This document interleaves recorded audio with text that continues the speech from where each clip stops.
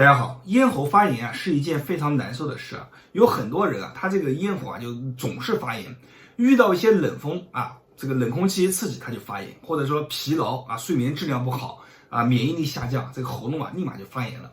那这种情况呢，其实有一个手法啊是非常有效的去改善咱们这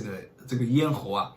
总是发炎的这么一个症状。那今天大家跟我一起做一下，这个手法既简单又有效。那首先我们要先认识两个穴位啊，第一个穴位呢就是咱们的天突穴。天突穴在哪呢？就是在我们两个锁骨之间啊，就是我这个地方，你看我点进去啊，这个地方往左往右，你看我点进去一个凹槽，往左动不了，往右又动不了啊，这个就是天突穴。我们点这个穴位的时候一定要注意，手戳进去以后啊，不要往里戳啊，往里戳，你这个气管，你看我声音现在就讲不出来话了啊。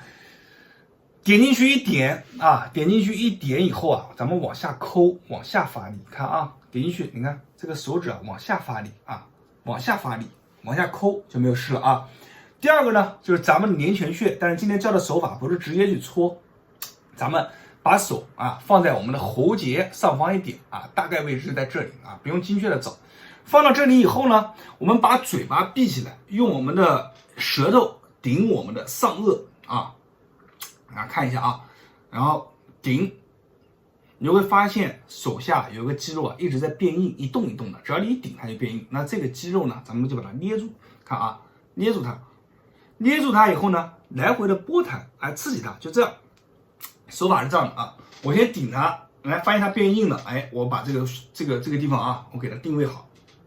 那我做的时候头不能仰，我仰的话就不太好了，我正常的话就正常的一个姿势。定位，但我为了演示啊，我仰一下给大家看，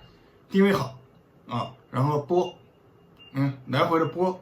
这个手呢就一直按在下面啊，往下压，拨，看一下，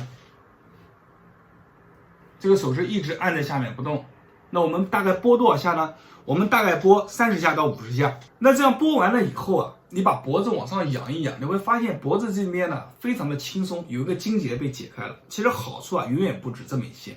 这里呢其实是咱们的一个咽喉的一个反应区啊，然后这里天突穴呢其实也是一个反射区，两个地方一起做，它可以去加强啊咱们这边这个区域的一个免疫力，可以去给大家进行一些调节啊，让它降低啊对于外面一些过敏源的一些刺激。总之，你这样去做，